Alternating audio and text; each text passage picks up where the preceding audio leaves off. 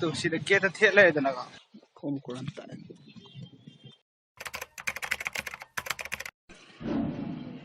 ngasi warijina tang kun manga April 2020 ki wari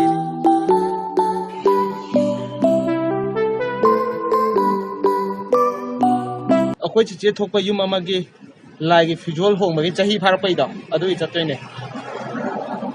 ado mafam jam lapa natte akhoi sidagi kilometer ama muki chang waramne khubatan pakta jogbeng khubatna pakta last year da di padana dumdam da yam thi chongna pangthokpane last year ge sins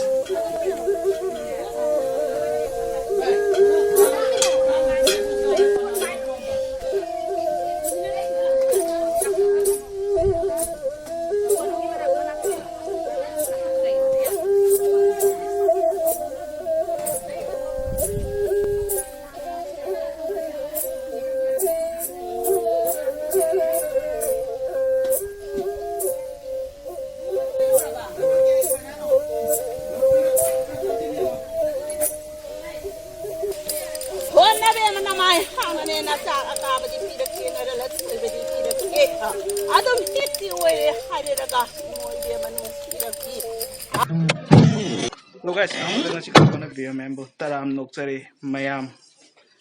laba fadana haji pawku ina thoido pakhisu tawb laite tawroi haina su khalida mayam ge minung sidigi matung ina paide comment da dm da kaida mayam hangbere eba ogu Churachandpur yam kanna owang mo oigi biduda ko Covid-19 ge positive case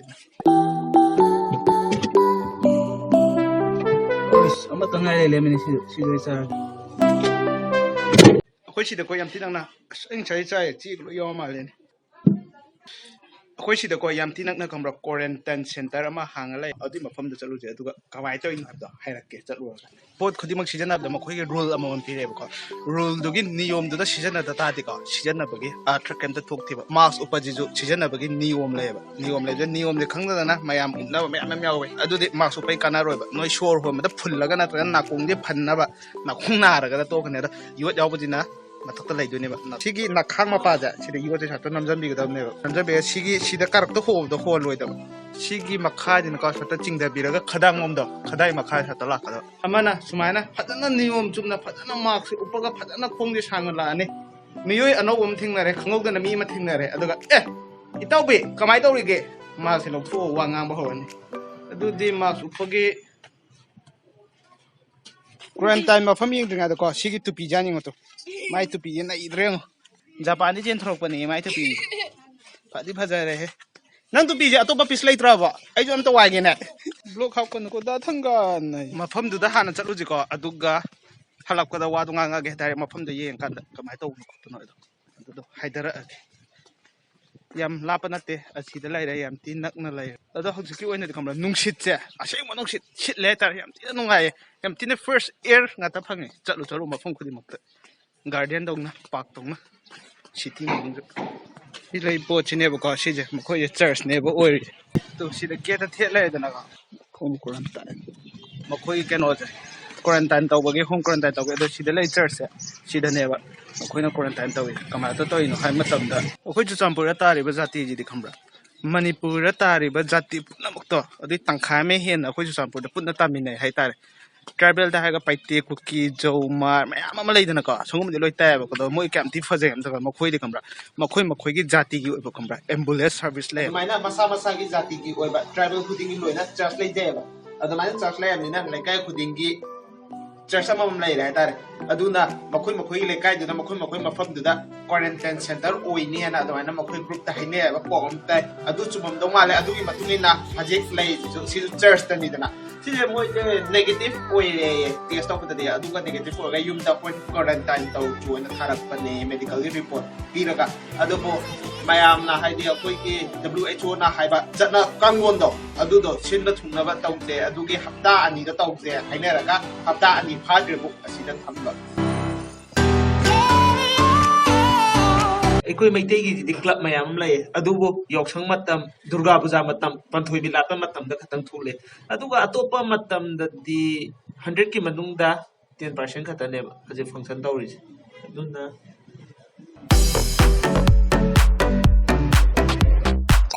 soka tho to ꯂꯧꯊꯣꯛꯑꯦ yes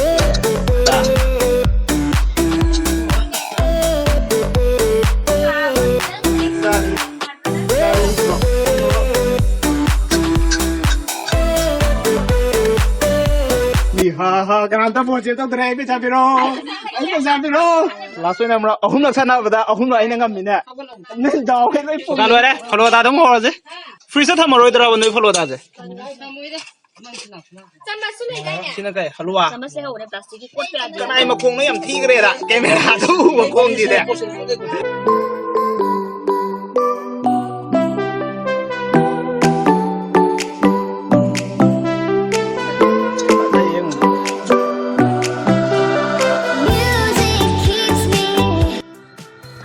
Thoramjidi handak chaigi oinadi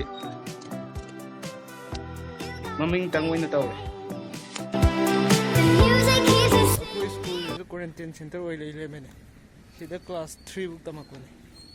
jinga ge am khajale moi phi pam phaule lai mal kampang lampa oi kampang oi na lai ne wado jinga rong khari kari no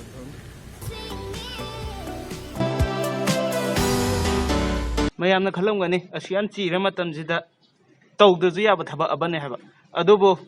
aining se haigi bachi chedo ishorga yamna naknaba miyoy ama oiba aduna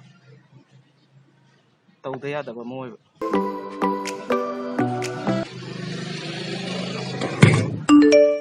mask lok thopa matamda sida pai lok thopa yade ko khut ani taw ko chana kong toy da sida lok thopi gadom ni ko hay mask lok thom da tai lang thom ga da timing da